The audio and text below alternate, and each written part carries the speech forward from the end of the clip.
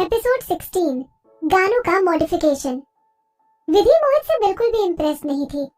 उसके हिसाब से जो हुआ उसके बाद मोहित सिर्फ उसे फूल भेज रहा था। वहीं दूसरी ओर से देखा जाए तो मोहित ने खुद से ही विधि के हॉस्पिटल बिल्स की पूरी जिम्मेदारी खुद पर ले ली थी। उसने विधि को अपने विला के वीआईपी गेस्ट रूम में भी रुकने का मौका दिया था, वो भी बिना किसी शर्तों के। कहा जा सकता था कि जो हुआ उसकी पूरी जिम्मेदारी मोहित ने पहले ही ले ली थी। विधि जिस कमरे में रुकी थी वो सच में एक वीआईपी गेस्ट रूम था। वो बिल्कुल भी उन कमरों की तरह नहीं था जो उन्हें एमवी फिल्म की शूटिंग के वक्त दिया गया था। कमरे की फर्श पर एक मुलायम कालीन बिछी थी। उसके एक कोने पर अच्छी क्वालिटी की शराब के स्टॉक का काउंटर था। कमरे की सीलिंग और दीवारों पर एक खास थीम के डिजाइन्स बने थे, वो भी इंटरचार्जेबल लाइटिंग इफेक्ट्स के साथ। इसके अलावा कमरे की खासियत थी इसका एनवायरनमेंट। इस कमरे में रहने वाले को कभी ऐसा लगता कि वो सितारों से भरे आसमान के नीचे है, तो कभी किसी समुद्र के किनारे और कभी किसी रेगिस्तान में, वो भी कुछ आवाजों और खुशबुओं की मदद से। विला के मालिक को अच्छे से पता था कि अपनी जिंदगी को पूरी तरह से कैसे जिया जाता है। इस वजह से विधि को पिछले कुछ दिनों से इन सबके मजे लेने का मौका मिला था, पर ये सब विधि की कोई भी मदद नहीं कर पा रहे थे। कुछ ही दिनों में वो इन सब से बोर हो चुकी थी। उसे लग रहा था कि उसे बस बिजी रहने की जरूरत है। जब से विधि ने दोबारा जन्म लिया था उसने अपना ज्यादा से ज्यादा समय डांस करने में ही बिताया था।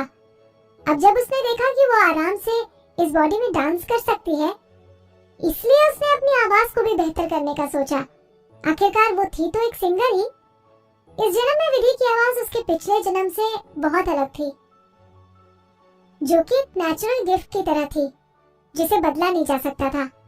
अपनी पिछली जिंदगी में विधि की आवाज बहुत ही आकर्षक थी और वो किसी भी रेंज के गानों को आसानी से गा सकती थी। इससे कोई फर्क नहीं पड़ता था कि वो गाना हाई नोट पर हो या लो, वो आराम से अपने नोट्स बदल लिया करती थी। जिन गानों को गाने में दूसरे सिंगर्स को बहुत मुश्किल होती, उन्हें विधि आसानी से गा लेती थी। शायद यही वजह थी कि आरव विधि को अनाथालय से घर ले आया था। विधि के पास एक खूबसूरत चेहरे के साथ साथ एक खूबसूरत आवाज भी थी।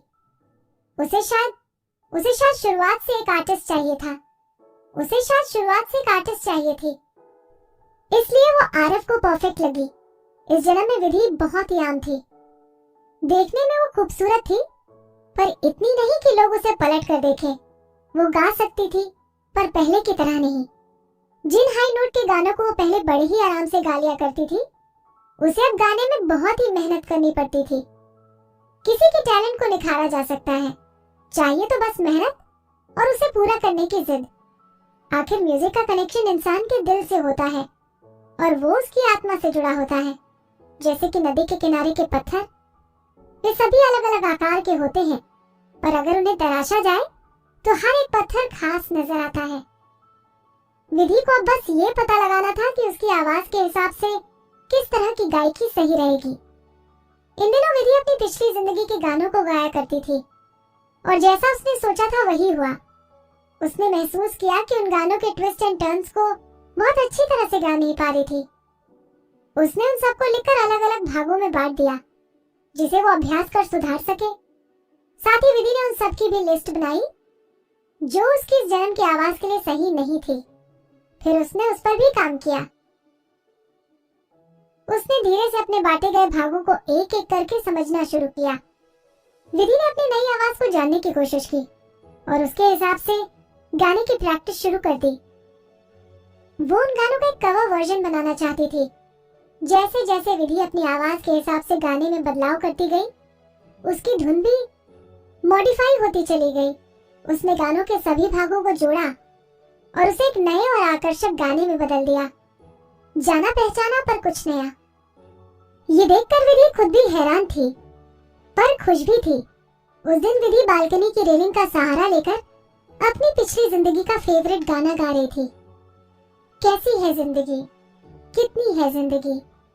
ये गाना विधि के अंदर छुपे उसके दर्द और उसकी सुंदर गायकी दोनों को बहुत ही खूबसूरती से दर्शा रहा था।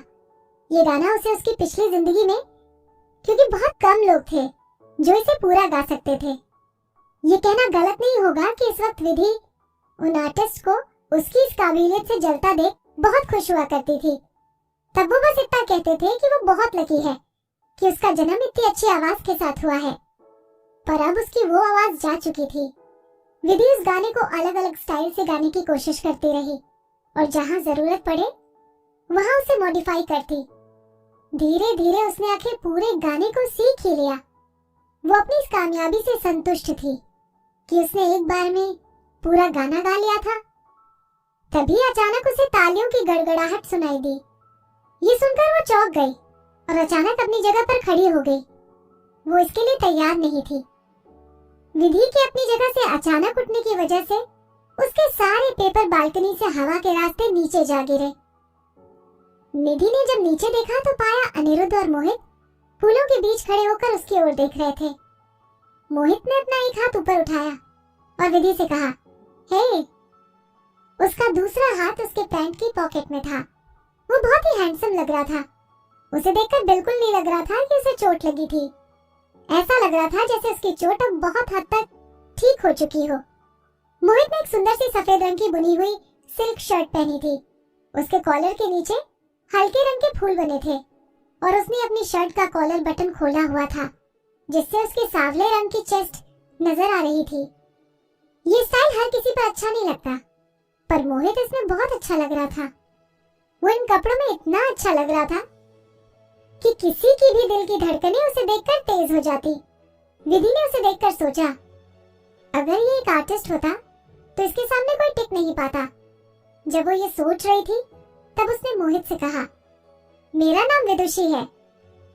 ओके विदुषी, वैसे तुम कौन सा गाना गा रही थी? वो सच में बहुत ही अच्छा था। मोहित ने विधि से कहा। विधि की कैसी है जिंदगी? विधि ने कहा, ये गाना बहुत ही पॉपुलर था। जिस साल ये रिलीज हुआ उस साल इसे 3 बड़े अवार्ड मिले थे। उसी साल इस गाने के लगातार टॉप पर बने रहने की वजह से इसे क्लासिक भी घोषित किया गया। ये बहुत हैरानी की बात थी कि मोहित ये नहीं जानता था। क्या तुम इस फेमस गाने को नहीं जानते? तुम एक एंटरटेनमेंट कंपनी के मालिक कैसे हो सकते हो? अनिरुद्ध ने चिढ़ाते हुए मोहित से कहा। अनिरुद्ध ने भी मोहित की तरह सफेद रंग की शर्ट पहनी थी और अपने बटन ऊपर तक लगा रखे थे। फर्क सिर्फ इतना था कि वो प्लेन थी और उस पर कोई फूल नहीं बने थे। विधि हैरान थी कि विवे डांस के लोग अपने बॉस से इस तरह से भी बात कर सकते हैं, पर टाइम्स म्यूजिक में कोई भी आरव से इस तरह बात नहीं कर सकता था। अगर उसने कुछ कह दिया तो वहां किसी में हिम्मत नहीं थी कि उसकी बात को काट सके। विधि ने मोहित की ओर हैरानी से देखा। उस पर तो अनिरुद्ध की बातों का कोई भी असर नहीं हो रहा था। मोहित ने मुस्कुराते हुए अनिरुद्ध से कहा, इन सब के लिए तुम हो ना अनिरुद्ध? फिर उसने कुछ सोचते हुए कहा, मुझे ये गाना कुछ जाना पहचाना लग रहा है। रुको, जो गाना मुझे याद है उससे ये गाना बहुत ही अलग है। शायद इसलिए मैंने इसे नहीं पहचाना। ये सुनकर अनिरुद्ध ने मुस्कुराते हुए मोहित से कहा, कम से कम तुमने गाने को पहचाना तो सही। फिर वो झुककर गाने के पेपर्स उठाने लगा। अनिरुद्ध ने पेपर्स को बड़े ही ध्यान से देखा और विधि से कहा, विदुषी, क्या इन्हें तुमने मॉडिफाई किया है? जी, ये तो सारे विधि के गाने हैं। मैंने तो सोचा नहीं था कि तुमने इन पर इतनी गहरी रिसर्च की होगी। अनिरुद्ध ने हैरान होते हुए विधि से कहा, मैं विधि की बहुत बड़ी फैन हूँ। विधि ने आराम से कहा। रोहन की उस पर जबरदस्ती थोपी गई बात अब उसके काम आ रही थी। अनिरुद्ध मुस्कुराया और उसने विधि से कहा, विधि के गाने तुम्हारी आवाज के लिए ठीक नहीं है, पर इन मॉडिफिकेशन के साथ बहुत ही अच्छे और नए लग रहे हैं। थैंक यू, विधि ने खुशी से जवाब दिया। पर अनिरुद्ध को इससे कोई फर्क नहीं पड़ा। उसने उन पेपर्स को हिलाते हुए कहा, क्या मैं इन पेपर्स को अपने साथ ले जा सकता हूँ? एपिसोड 17, बॉस के साथ लंच। वो पेपर्स उसके लिए कुछ खास नहीं थे, इसलिए विधि ने अपना सर हिलाकर अनिरुद्ध को उसे ले जाने का इशारा किया। अनिरुद्ध मोहित से इजाजत लेकर हाथों में गाने के पेपर्स लेकर तुरंत वहां से चला गया। विधि ने उसे जाते देखा और सोचा, इंडस्ट्री में अनिरुद्ध के वर्कोहोलिक होने के बारे में लोग बिल्कुल सही कहते हैं। मोहित अब भी उन फूलों के बीच खड़ा था। विधि ने अपनी 2nd फ्लोर की बालकनी से नीचे देखा। मोहित ने विधि की आंखों में देखकर मुस्कुराते हुए उससे पूछा, क्या तुम्हें फूलों का बुके अच्छा लगा? विधि ने बुके के बारे में सोचा और कहा, हाँ, वो बहुत ही सुंदर है, थैंक यू। ये सुनकर मोहित के चेहरे पर एक बड़ी सी मुस्कान आ गई। कुछ देर की खामोशी के बाद विधि बालकनी से जाने के लिए मुड़ी। ठीक उसी वक्त, विदुषी रुको, मोहित ने कहा। विधि पलटी और कहा, जी बॉस। मोहित उन फूलों के पास लगे पेड़ का सहारा लेकर खड़ा हो गया। सूरज की रोशनी मोहित के चेहरे पर पड़ रही थी और उसके चेहरे की मुस्कान उसे और भी अट्रैक्टिव बना रही थी। उसने विधि से कहा, अनिरुद्ध और मैं आज साथ में लंच करने वाले हैं। हम यहाँ से गुजर ही रहे थे तो तुम्हें गाते सुना। हमने सोचा कि तुम्हारी परफॉर्मेंस को थोड़ा अप्रिशिएट करें, पर किसे पता था कि तुम्हारी वजह से अनिरुद्ध यहाँ से भाग जाएगा। मोहित की बात सुनकर विधि हैरान थी। उसे समझ नहीं आ रहा था कि वो उससे क्या कहे। वो इसमें क्या कर सकती थी जब अनिरुद्ध खुद उन गानों के पेपर्स को देखना चाहता था। वो तो उस कंपनी में बस एक ट्रेनी थी। वो एक प्रोड्यूसर से कुछ कह सकती थी। मोहित ने आगे विधि से कहा, तो क्या तुम मेरे साथ लंच करोगी? क्या? विधि मोहित के इस इनविटेशन से हैरान थी। विदुषी, अकेले खाना खाना बहुत बोरिंग होता है। मोहित ने हंसते हुए विधि को मनाने की कोशिश करते हुए कहा, मैं वादा करता हूँ कि वहाँ बहुत ही टेस्टी खाना होगा। सच, मैं झूठ नहीं बोल रहा। ये मोहित था जिसे अकेले खाना खाना बोरिंग लगता था, पर उससे ठीक उल्टा विधि को अकेले रहना पसंद था। उसे अभी कुछ गानों की प्रैक्टिस करनी थी और बॉस को एंटरटेन करने के लिए वक्त किसके पास था। इसलिए विधि ने कहा, सॉरी बॉस, मेरी चोट अभी पूरी तरह से ठीक नहीं हुई है और मुझे आराम करना है। मुझे माफ कर दीजिए, मैं आपके साथ लंच नहीं कर सकती। आप किसी और से पूछ लीजिए। विधि की बात सुनकर मोहित हैरान था। वो सोच भी नहीं सकता था कि कोई उसे भी मना कर सकता था। मोहित के चेहरे पर हैरानी देखकर विधि ने सोचा कि अपने फैमिली बैकग्राउंड और वेवे डांस का बॉस होने की वजह से पहले किसी ने भी उसे मना नहीं किया होगा। मोहित को इस बात की आदत थी कि लोग बिना किसी शर्त के उसकी बात मानते थे। विधि को पता था कि सभी बड़े लोग कैसे एक जैसे होते हैं। कुछ ही पलों में मोहित के चेहरे की मुस्कान वापस आ गई और उसने कहा, ये इनविटेशन उस इत्तेफाक की मुलाकात के सामने कुछ भी नहीं है। तुम मेरे मेहमान हो, क्या तुम मुझे विला के मालिक होने के नाते अपनी खातिरदारी करने का मौका भी नहीं दोगी? विधि ने मोहित की बातों में दबाव महसूस किया और उसे घूर कर देखने लगी। कुछ दिनों बाद विधि विला से जाने वाली थी और अगर वो इस बार भी मना करती तो रूड लगता, इसलिए उसने उसे अपना सर हिलाकर हाँ कर दी। वो लंच के लिए जाने ही वाली थी कि अचानक वो मुड़ी और बालकनी की ओर गई। उसने मोहित की ओर देखा। वो कुछ कहती उससे पहले ही मोहित ने उसकी चिंता को भांपते हुए कहा, चिंता मत करो, टबी यहाँ नहीं है। विधि ने गहरी सांस ली। ये अच्छी बात थी कि टबी वहाँ नहीं था, वरना चाहे उसे अपने बॉस को नाराज ही क्यों न करना पड़े, पर वो लंच पर बिल्कुल नहीं जाती। आप 2 मिनट रुकिए, मैं चेंज करके आती हूँ, विधि ने कहा। पहाड़ों में मौसम बहुत ही ठंडा था। विधि ने खाकी रंग की ड्रेस पहनी और उस पर एक पतला कार्डिगन पहन लिया। उसने एक बार खुद को आईने में देखा और नीचे चली गई। नीचे मोहित बिल्कुल भी बेचैन नहीं लग रहा था। उसने अपनी गहरी हरी आंखों से विधि को देखा और कहा, इस लॉन्ग ड्रेस में तुम अच्छी लग रही हो, ये तुम्हें सूट करता है। थैंक यू, विधि ने जवाब दिया। जब विधि ने मोहित को करीब से देखा तो उसे एहसास हुआ कि वो और भी ज्यादा हैंडसम है। उसकी छोटी हरी आंखें कोने से उठी हुई थी और उसके पतले होठों पर एक छोटी सी मुस्कान थी। मोहित के गले पर एक चेन में आर्मी डॉग का टैग लगा था, पर यह साफ नहीं था कि वो आखिर किस चीज से था, पर उसके सांवले रंग के साथ वो अच्छा लगता था। एक समय में ये आर्मी डॉग का टैग बहुत पॉपुलर था, पर मोहित इस फैशन को पहनकर परफेक्ट लगता था। मोहित ने विधि को डाइनिंग हॉल की ओर ले जाते हुए उससे पूछा, क्या तुम्हें टबी से डर लगता है? विधि ने मोहित से कुछ नहीं कहा। डर के अलावा विधि इस तरह के जानवरों से नफरत करती थी। आरव ने उसके साथ जो किया था, उसके बाद विधि मास्टिफ जैसे जानवरों से दूर रहती थी और टबी ने तो उसे चोट पहुंचाई थी, पर मोहित को ये नहीं बता सकती थी। इसलिए उसने कहा, एक जंगली जानवर हमेशा जंगली जानवर ही होता है। विधि कहने वाली तो राक्षस थी, पर वो अपने बॉस से झगड़ा नहीं चाहती थी। मोहित ने विधि की बातों को नजरअंदाज किया और कहा, पर वो कई मायनों में इंसानों से भी वफादार होते हैं। ये बात तो साफ थी कि टबी मोहित के साथ अच्छा था। भले ही किसी ने विधि को उस दिन की सफाई नहीं दी हो, पर वो समझ चुकी थी कि एक आदमी मोहित को मारने आया था, पर टबी ने उसे मार डाला। टबी बहुत बेचैनी से मोहित के आसपास घूम रहा था। उसे उसकी चिंता थी। वो उसकी चोट को लेकर परेशान था। जैसे कि इस बारे में दोनों एक जैसा नहीं सोचते थे, विधि ने बात बदलने का फैसला लिया और मोहित से पूछा, बॉस, लंच में क्या है? मोहित ने विधि की ओर एक नजर देखा और मुस्कुराते हुए कहा, तुम्हें वहां पहुंचकर पता चल जाएगा। विधि ने लंच के लिए कुछ ज्यादा उम्मीद तो नहीं की थी, पर मोहित की बातें सुनकर उसकी जिज्ञासा बढ़ गई थी। वो उसके पीछे एक पहाड़ी रास्ते पर चलने लगी। उस रास्ते पर बहुत तेज हवा चल रही थी। कुछ दूर चलने के बाद विधि ने देखा कि वहाँ कुछ पेड़ पौधे लगे थे और उसके पास था एक बहुत ही खूबसूरत पुल। उस पुल के पास एक बोट खड़ी थी जिस पर कैप्टन के अलावा सिर्फ 2 लोग बैठ सकते थे। मोहित पहले बोट पर चला गया और उसने विधि की ओर अपना हाथ बढ़ाया।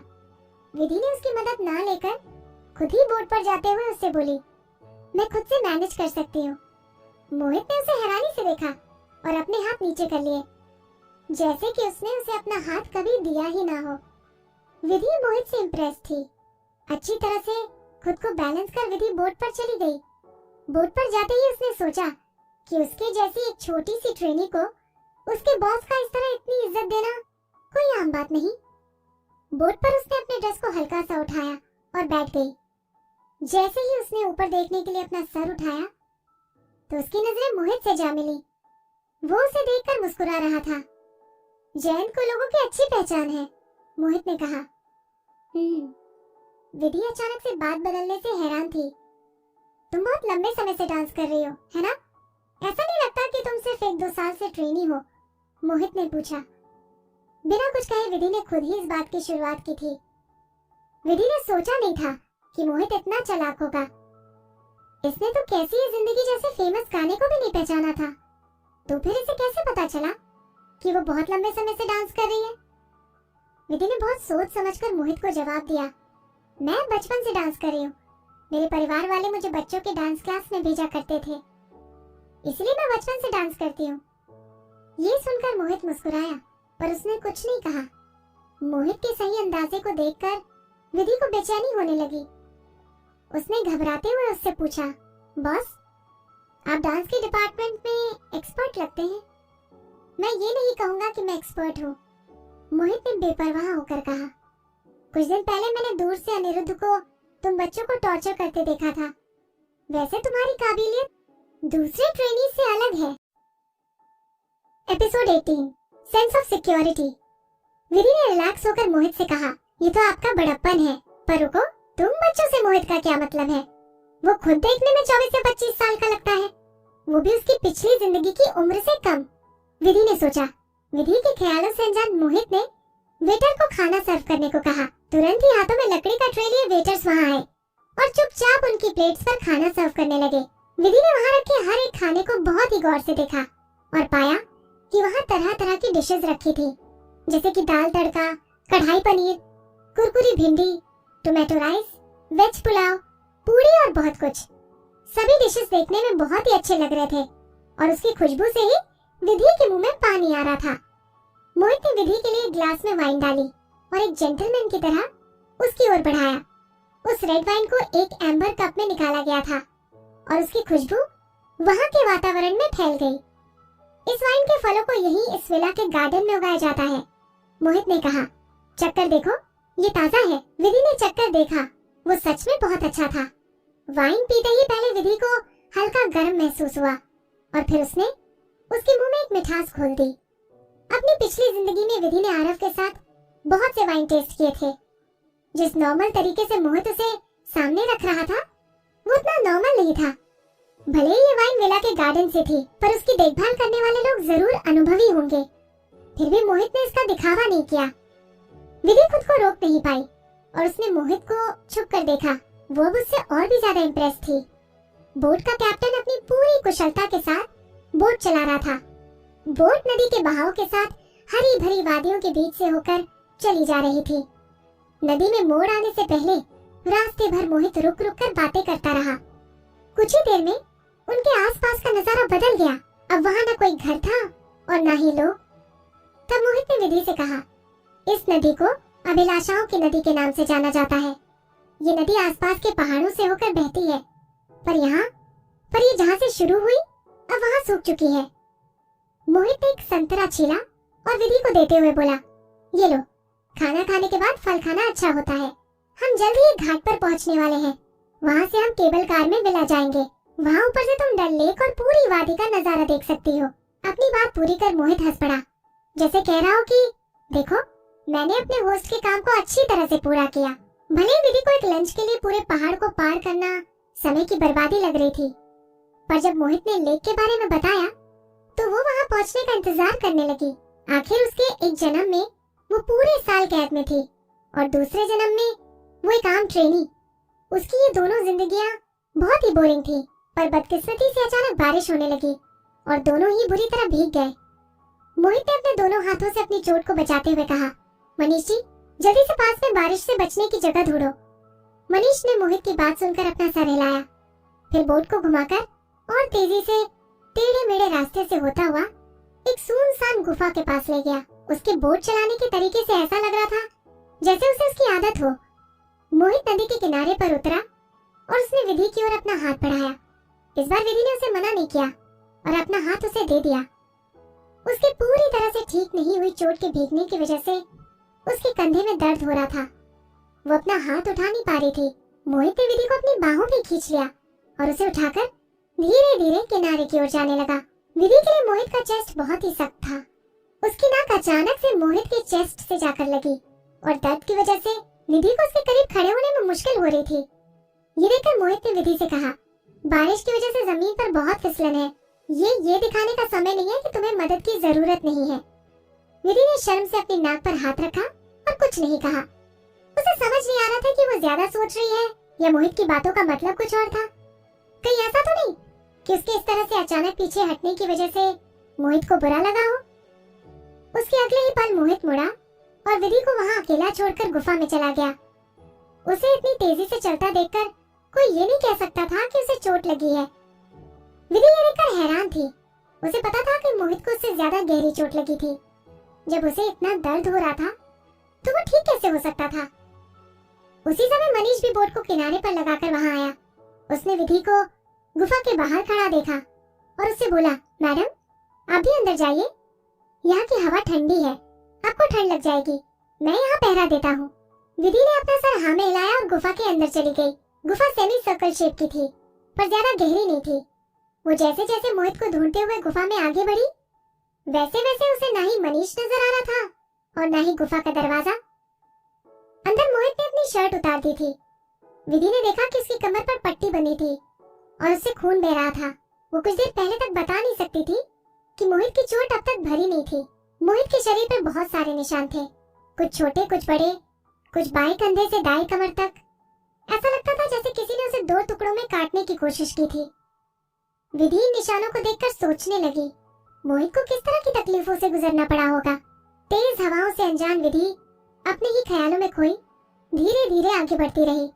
मोहित ने कदमों की आहट सुनी और चौकन्ना होकर अपना सर उठाया। उसकी आंखों में रूखापन था। जैसे ही मोहित की नजर विधि पर पड़ी, उसे ऐसा लगा जैसे किसी ने उसकी गर्दन दबोच ली और उसे घुटन होने लगी। अचानक से वहां की हवाओं में रूखेपन का एहसास होने लगा। पर जैसे ही मोहित ने उसे पहचाना, उसके चेहरे की मुस्कान लौट आई और उसने उससे कहा, ओ विधि तुम हो, अपने कपड़े उतारकर आग के पास बैठ जाओ, इस मौसम में लोग जल्दी बीमार होते हैं। विधि ने गहरी सांस ली और सोचा, उसकी जगह यहाँ और कौन आएगा। उसका दिल जोरों से धड़क रहा था। उसने खुद को शांत करते हुए सोचा, ये दूसरी बार है जब इसने मुझे इतना डराया है। वो उसके साथ बिल्कुल भी सेफ फील नहीं कर रही है। वो एक आवारा है जो अंडरवर्ल्ड से है। अच्छा यही होगा कि वो फ्यूचर में उससे दूर रहे। वो धीरे से जाकर उसके सामने बैठ गई। मोहित ने कहीं से लकड़ी ढूंढकर वहां आग जलाई थी। उसके कॉन्फिडेंस को देखकर लग रहा था कि उसे पता है कि उसे क्या करना था। उसे आग में लकड़ियां डालते हुए विधि ने देखा। इन पहाड़ों के मौसम के बारे में कुछ नहीं कहा जा सकता। मनीष जी और उनके क्रू मेंबर के लोगों ने यहाँ बहुत लंबा समय बिताया है। इसलिए उन्हें यहाँ की इन जगहों के बारे में पता है। तुम चिंता मत करो, इस गुफा को पहले से ही स्काउट किया गया है। उसने आग में लकड़ियां डालते हुए विधि से कहा। विधि को चिंता करने की कोई जरूरत नहीं थी। जेंट ने उन्हें शूट के पहले ही दिन बताया था कि पहाड़ पर कोई भी जंगली जानवर नहीं है। उसने केयरटेकर से भी सुना था कि मोहित पर हुए हमले के बाद पहाड़ पर सिक्योरिटी बढ़ा दी गई थी। उन दोनों ने बोट पर जो रास्ता लिया था उस पर भी कई बॉडीगार्ड्स थे, पर कुछ उनके सामने थे और कुछ नहीं। कुछ देर पहले मोहित के चेहरे के रूखेपन को देखकर साफ पता चल रहा था कि वो इस बात से कितना परेशान है। मोहित की जलाई गई आग से गुफा थोड़ी गर्म हो गई। विधि ने अपना हाथ बढ़ाया और खुद को गर्म करने की कोशिश करते हुए मोहित से पूछा, बॉस, आपको ये लकड़ी कहाँ से मिली? हम पूरे साल इन गुफाओं में ये लकड़ियाँ रखते हैं ताकि अगर कोई यहाँ फंस जाए तो ये उसके काम आ सके। हम जब यहाँ से जाएंगे तब मनीष जी कुछ नई लकड़ियाँ लाकर रख देंगे, मोहित ने कहा। और वो देखो, वहाँ कुछ खाने के लिए भी रखा है। उसने अपने सर के कोने पर रखे बिस्किट्स की ओर इशारा करते हुए कहा। कुछ देर पहले ही लंच करने की वजह से दोनों में से किसी ने भी बिस्किट्स को हाथ नहीं लगाया। मोहित विधि को आग के पास बैठकर खुद को गर्म करने की कोशिश करते देख रहा था। अचानक उसकी नजरों में कुछ बदलाव नजर आने लगा। विधि ने भी इस बदलाव को महसूस किया और खुद की ओर देखा। उसके कपड़ों के भीगे होने की वजह से उसकी बॉडी के कर्व्स और मसल्स नजर आ रहे थे। विधि की भीगी स्कर्ट की वजह से उसकी बॉडी शेप को भी देखा जा सकता था। ये देखकर विधि ने अपने हाथों से खुद को ढक लिया।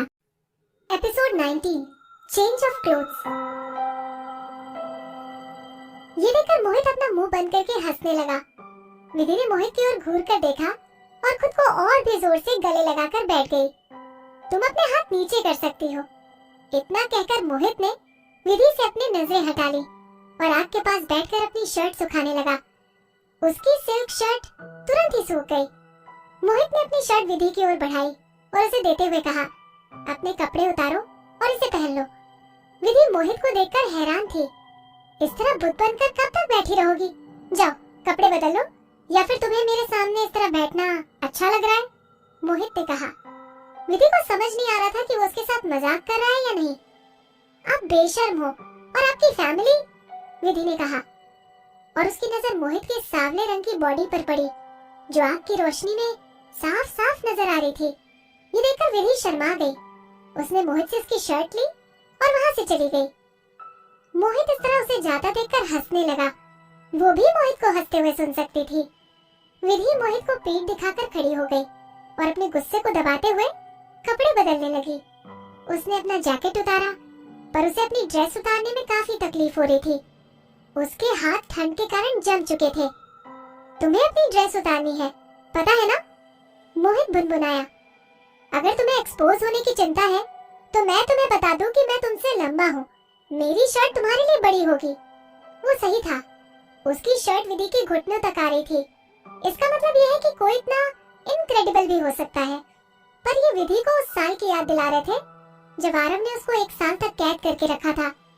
उस वक्त सच में कपड़े के नाम पर विधि ने सिर्फ अंडरगारमेंट्स ही पहन रखे थे। अब से इस तरह के आधे अधूरे कपड़े उन घावों की याद ताजा कर देते थे, खासकर जब कोई मर्द उसके सामने हो। ये ठीक है, विधि ने कहा। मोहित ने विधि की ओर देखा। वो एक बड़े घर का बेटा था जहाँ उसे किसी भी चीज की कोई कमी नहीं थी। वो सारी सुख सुविधाओं के साथ पैदा हुआ था। मोहित की अब तक की जिंदगी में बहुत सारी लड़कियों ने उसके साथ रात बिताने के लिए बहुत सी चालें चली थी, पर यहाँ की बात कुछ अलग ही थी। यहाँ विधि के पास मोहित को फंसाने का एक अच्छा मौका था, पर वो ये सोच रही थी कि कहीं मोहित उसका फायदा न उठा ले। मोहित एक अनजानी सी मुस्कान लिए बैठा था। अचानक विधि का शरीर ठंड से सुन्न हो गया और उसके कंधे का दर्द भी बढ़ गया।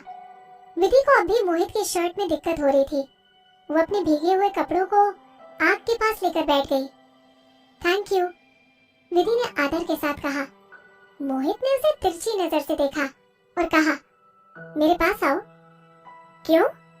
विधि ने कंफ्यूज होकर उससे पूछा। इधर आओ, मोहित ने मुस्कुराते हुए अपने सर से इशारा करते हुए कहा, पर उसकी आवाज में एक अथॉरिटी का आभास हो रहा था जो उनके पास होती है जिनके पास सोसाइटी में पावर हो। विधि ने पहले कुछ सोचा, फिर उसके पास आ गई। वो उससे लड़ना नहीं चाहती थी। बैठो, मोहित ने कहा। वो जैसे ही नीचे बैठी, मोहित ने उसे अपनी ओर खींच लिया। बॉस, ये आप क्या कर रहे हो? विधि ने मोहित को दूर से ढकेलने की कोशिश करते हुए उससे कहा। मोहित ने अपना एक हाथ विधि की कमर पर रखा और दूसरे से उसके शर्ट का बटन खोलने लगा। विधि डर गई। वो समझ नहीं पा रही थी कि मोहित की आखिर ऐसा करने की हिम्मत कैसे हुई। शांत हो जाओ और हिलो मत, कहते हुए मोहित ने उसके दोनों हाथ उसके पीछे कर लिए। जो हाथ पहले विधि के कमर पर था अब उसकी कलाई पर था। विधि खुद को इतने मजबूत हाथों से अपने जीवन में कभी छुड़ा नहीं सकती थी। मोहित, मुझे जाने दो, विधि ने उसे गुस्से से देखते हुए कहा। मोहित ने अपना सर नीचे किया और उसने विधि की ओर देखा। उसकी आंखें देखकर ये कोई नहीं बता सकता था कि उसके मन में क्या चल रहा है। विधि ने मोहित की आंखों में अपने चेहरे की परछाई को देखा और जाने अनजाने में वो शांत हो गई। उसने धीरे से मुस्कुराते हुए विधि से कहा, तुम ज्यादा मत सोचो, मैं तो बस तुम्हारे बटन ठीक तरह से लगाने में तुम्हारी मदद कर रहा था। फिर उसकी नजर धीरे से विधि के चेहरे से होकर उसके चेस्ट तक गई और उसने कहा, ये तो मुझे मानना पड़ेगा कि तुम्हारा फिगर बहुत अच्छा है और तुम्हारा चेहरा मेरे टाइप का है। विधि जल्दी से सीधे होकर बैठ गई। मोहित ने महसूस किया कि वो अनकंफर्टेबल फील कर रही है, इसलिए उसने उसके कंधों को थपथपाते हुए कहा, डरो मत, मैं तुम्हारे साथ कुछ भी करने में इंटरेस्टेड नहीं हूँ, पर मुझे ये जानकर बुरा लगा कि तुम मुझसे डरती हो। ये कहते हुए मोहित विधि के बटन ठीक कर रहा था। जब वो बटन ठीक ही कर रहा था उसी वक्त उसकी उंगलियों ने विधि को स्पर्श किया और वो कांप गई। वो वक्त बहुत धीरे धीरे बीत रहा था। उस पल में जो हो रहा था उसका एहसास ना करके विधि भगवान से यही प्रार्थना कर रही थी कि मोहित जो कर रहा है वो बस जल्दी से खत्म हो जाए। पहले तो वो खुद से नाराज थी कि उसने गलत बटन क्यों लगाया, जिससे मोहित को उसके करीब आने का मौका मिल गया। फिर उसने सोचा कि आखिर उसने उससे ये शर्ट ली ही क्यों? आखिर उन दोनों के बीच का रिश्ता क्या है? मोहित उसका बॉस है और वो उसकी एम्प्लॉय। कौन सा बॉस अपने एम्प्लॉय को ऐसे ट्रीट करता है? जैसे ही विधि को लगा कि ये अभी भी खत्म नहीं होगा, ठीक उसी वक्त मोहित ने आखिरी बटन लगाया और उसकी ठुड्डी पर अपनी एक उंगली रखकर उसके कानों में धीरे से कहा, हो गया। उसकी ये हल्की सी आवाज विधि के गालों से होकर गुजरी। फिर उसने उसका हाथ छोड़ दिया। विधि जल्दी से पीछे हट गई और अपनी एक जगह बना ली। फिर उसने एक गहरी सांस ली। तभी उसे ऐसा लगा कि उसकी आंखों में कुछ गिरा और उसने अपने माथे पर हाथ रखा। उसने देखा कि उसके माथे पर पसीना था। मोहित अब भी आग के पास बैठा था। उसने विधि की ओर अपना हाथ बढ़ाया और कहा, मैंने पहले भी कहा है, तुम्हें डरने की कोई जरूरत नहीं है। विधि जानती थी कि वो ओवर रिएक्ट कर रही थी, पर उसे कोई समझ नहीं सकता था। कोई ये जान नहीं सकता था कि आरव की विला में उसके साथ क्या क्या हुआ था। यही वजह थी कि उसे लोगों को खुद से दूर करना बहुत ही अच्छी तरह आता है।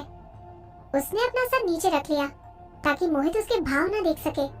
तभी मोहित ने खुश होकर कहा, नहीं, वो यहाँ है। विधि ने अपने मन में सोचा। विधि ने अपना सर उठाकर देखा और पाया कि अंदर आते हुए टबी उसे ही देख रहा था।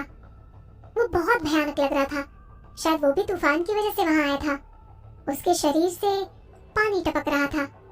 साथ ही उसके शरीर पर रोज के जैसे पैटर्न नजर आ रहे थे। डर से विधि के रोंगटे खड़े हो गए थे। इस जानवर के आसपास होना अच्छी बात कैसे हो सकती है? मोहित ने टबी को देखकर खुशी से अपनी बाहें फैला ली। टबी, यहाँ आ जाओ। टबी ने मुड़कर मोहित की ओर देखा, जैसे वो ये देख रहा हो कि कहीं उसके मालिक को चोट तो नहीं लगी थी। फिर वो तेजी से मोहित की ओर चला गया। टबी ने मोहित को जमीन पर गिरा दिया। फिर वो मुस्कुरा रहा था। उसने टबी से कहा, टबी, तुम बहुत बुरे हो। मैंने अभी खुद को बहुत ही मुश्किल से सुखाया था और तुमने मुझे फिर से गीला कर दिया। मैंने कहा ऐसा मत करो। मोहित और टबी जमीन पर लोटपोट हो रहे थे। टबी ने अपना सर मोहित के चेस्ट पर छुपा लिया था और मोहित उसके बालों को सहला रहा था। दोनों साथ मजे कर रहे थे, पर विधि उन दोनों को देखकर हैरान थी। क्या ये चीता सच में एक चीता था? एक बड़े से कुत्ते की तरह क्यों लग रहा था? बस वो एक कुत्ते की तरह अपनी पूंछ नहीं हिला रहा था। Episode 20, spiritual tiger. मोहित और टबी को साथ देखकर विधि को समझ आ गया कि इतने खतरनाक जानवर का नाम इतना प्यारा क्यों है। उकसाए जाने पर बहुत ही खतरनाक था, पर जब उसे उकसाया ना जाए तो वो किसी पालतू कुत्ते की तरह था। कुछ देर तक यूं ही जमीन पर लोटपोट होने के बाद मोहित और टबी एक दूसरे से अलग हुए और फिर आग के पास जाकर बैठ गए। विधि ने देखा कि मोहित की पट्टी खुल चुकी थी और उनके आसपास की हवाओं में खून की बदबू फैल रही थी। मोहित ने अपनी पट्टी खोली और उसे दोबारा से बांधने की कोशिश करने लगा। उसे देखकर लग रहा था कि उसे किसी मेडिकल प्रोफेशनल से भी अच्छी तरह से पट्टी बांधने आती है। तभी अपने पांव आगे की ओर करके मोहित के बगल में लेट गया। उसकी आंखें आधी बंद थी, पर विधि को ऐसा लग रहा था कि टबी की नजरें अब भी उस पर थी। पर हैरानी की बात तो ये थी कि मोहित से आ रही खून की बू से टबी को कोई फर्क नहीं पड़ रहा था। ऐसा लगता था जैसे उसे पता हो कि किसे खाना चाहिए और किसे नहीं। मोहित ने बिना किसी पल के झपकाए अपनी चोट पर से अपने सूखे हुए खून को साफ कर दिया। उसे ऐसा करते देख विधि को तकलीफ हो रही थी, पर मोहित के चेहरे पर एक शिकन तक नहीं थी। अपनी चोट को साफ करते हुए उसने विधि से कहा, तूफान के आने की वजह से टबी मेरे लिए परेशान था, इसलिए वो यहाँ चला आया। डरो मत, तुमने मेरे कपड़े पहने हैं, वो तुम्हें चोट नहीं पहुँचाएगा। विधि को उसकी बातों पर पूरा विश्वास नहीं था। जिस तरह से टबी ने उसकी ओर देखा था, वो बिल्कुल भी फ्रेंडली नहीं था। विधि को ऐसा लग रहा था जैसे वो उस पर झपट्टा मारकर उसे मार ही डालेगा। उसने गहरी सांस ली और किसी तरह हिम्मत जुटाकर मोहित से कहा, बॉस, मैं बाहर जा रही हूँ। मोहित ने उन दोनों के बीच सुलह कराने की कोशिश करते हुए एक बार विधि को और फिर एक बार टबी की ओर देखा, फिर कहा, छोड़ो, जाओ। वैसे ये सच में नहीं काटता। विधि पर मोहित की बातों का कोई असर नहीं हुआ और वो बाहर चली गई। उसे इस तरह बाहर जाते देखकर मनीष बिल्कुल भी हैरान नहीं था। उसने मुस्कुराते हुए उससे कहा, मैडम, आग के पास बैठिए और खुद को थोड़ा गर्म कीजिए। जब मैंने टबी को अंदर जाते देखा तो मैं समझ गया था कि आप बाहर आने वाली हैं। विधि ने हैरानी से उसकी ओर देखते हुए कहा, ओह। बूढ़े मनीष ने आग में सूखी हुई डालियों को डालते हुए कहा, छोटे मालिक का चीता मीट खाकर बड़ा हुआ है, पर वो हमेशा लोगों पर हमला नहीं करता। हाँ, वो एक जंगली जानवर है और शायद इसीलिए लोग उसके आसपास रहना नहीं चाहते। मनीष वेवेडान से नहीं था, वो तो मोहित के परिवार का सेवक था, इसलिए वो मोहित को बॉस की जगह छोटे मालिक कहकर बुलाता था। तो क्या आप उससे डरते हैं? विधि ने उससे पूछा। उसने अपना सर ना में हिलाया और कहा, शुरुआत में मुझे डर लगता था, पर जब मैंने देखा कि टबी ने छोटे मालिक की जान बहुत बार बचाई है, तब मेरा डर निकल गया। मैडम, ये चीता स्पिरिचुअल नेचर का है। इस तरह के जानवर किसी पर भी हमला नहीं करते। हाँ। जलते हुए आग और गुफा के बाहर हो रही बारिश को देखते हुए विधि ने बेमन से कहा। इतना कहकर विधि ने सोचा, शायद यही वजह थी कि मोहित टबी को देखकर इतना खुश था। टबी के आते ही मोहित के चेहरे पर जो नम्रता के भाव थे, वो तो उसके चेहरे पर तब भी नहीं थे जब उसने विधि को देखा था। अपनी पिछली जिंदगी में अपना पूरा समय एंटरटेनमेंट इंडस्ट्री में बिताने के बाद विधि इतना तो बता सकती थी कि भले ही मोहित उसके साथ अच्छे से बर्ताव कर रहा हो, पर वो उसके लिए टबी से कम थी। टबी को देखते ही मोहित ने उस पर जो अपना प्यार बरसाया था, वो सच्चा था। क्या बात है, अपने बॉस की नजरों में वो चीते से भी कम थी। कुछ देर बाद उसने अपना नाम सुना, शायद कोई से पुकार रहा था। वो आवाज बहुत धीमी थी। वो धीरे से बुदबुदाई, आरव भाई। वो आरव के सपने देख रही थी जब वो छोटी थी। एक दिन ज्यादा प्रैक्टिस करने की वजह से उसकी तबीयत खराब हो गई। उस दिन आरव का फैमिली क्लिनिक भी बंद था। रात के करीब 2 बजे आरव ने उसे अपनी गोद में उठाया और हॉस्पिटल ले गया। इमरजेंसी रूम के बाहर उस रात सिर्फ वे दोनों ही थे। आरव ने विधि को अपना कोट पहनाया और उसके लिए गुनगुनाने लगा। उस समय विधि ने आरव के गाने की बुराई की थी, पर आरव ने उसे एक बच्चे की तरह शांत किया था। 12 साल की विधि ने आरव को घूरते हुए उस वक्त अपना गाना बंद करने को कहा था। उसने बिना किसी भाव के उससे कहा, आरव भाई, अब मैं बड़ी हो चुकी हूँ, मुझे बच्चों की तरह ट्रीट मत करो। उस वक्त विधि और मुक्ति आरव को आरव भाई कहकर बुलाती थी, पर आरव के साथ रिलेशनशिप में आने के बाद विधि ने उसे सिर्फ आरव कहकर पुकारा था। वो लोगों के सामने दिखावा नहीं कर सकती थी, इसलिए उसने तब से आरव को कभी गाते नहीं सुना। पर अब वो उस समय में वापस जाना चाहती थी जब वो आरव की बाहों में बाहें डाले कहती थी, मेरे लिए गाना और गाओ ना। आधी नींद में विधि ने किसी को गाना गाते सुना। उसकी यादों की तरह वो गाना भी आधा अधूरा सा था। पर गाना सुनते ही वो शांत होकर सो गई। जब उसकी नींद खुली तब रात हो चुकी थी और वो एक कार में थी। रास्ते में गुजरते पेड़ों की परछाई कार पर पड़ रही थी। कुछ देर में स्ट्रीट लाइट्स की रोशनी कार पर पड़ी और विधि ने देखा कि किसी ने उसे पकड़ रखा है। उसका चेहरा बहुत हैंडसम था। वो मोहित था। वो मोहित की गोद में थी और उसकी आंखें बंद थी। वो शायद सो रहा था। मोहित ने अपना सर कार की सीट पर टिका रखा था। उसकी पलकों की परछाई उसकी आंखों के नीचे नजर आ रही थी। मोहित के चेहरे पर विधि एक अलग तरह की शांति देख सकती थी। वो सच में बहुत आकर्षक लग रहा था। तभी विधि थोड़ा हिली और मोहित ने अपनी आंखें खोली। उसने विधि की ओर देखा और मुस्कुराते हुए कहा, तुम इतनी जल्दी क्यों उठ गई? अब तुम्हें कैसा लग रहा है? कोई तकलीफ तो नहीं? उसकी हरी आंखें जीवन से भरी थी और वो तारों से भरे आसमान की तरह लग रहा था। तभी विधि को एहसास हुआ कि सर पर गर्म टॉवल और एक मोटा कंबल ओढ़ने के बाद भी उसे ठंड लग रही थी। उसने अपना मुंह खोला और पाया कि उसे बोलने में तकलीफ हो रही थी। उसकी आवाज खराब हो चुकी थी। फिर भी उसने धीरे से उससे पूछा, मुझे क्या हुआ है? तुम्हें बुखार है, मोहित ने कहा। मैंने कहा था कि अपने गीले कपड़े उतारो, पर तुमने मेरी बात नहीं मानी। तुम कितनी जिद्दी हो। पानी में भीगने के बाद भी देखो तुम्हें क्या हुआ। मोहित ने विधि को डांट कर कहा। साथ ही उसने कप में गर्म पानी निकाला और उसे पकड़ाते हुए कहा, अब पियो इसे। विधि ने पानी पिया। वो पानी गर्म था। विधि ने हैरानी से मोहित की ओर देखा और सोचा कि कार में गर्म पानी कहां से आया।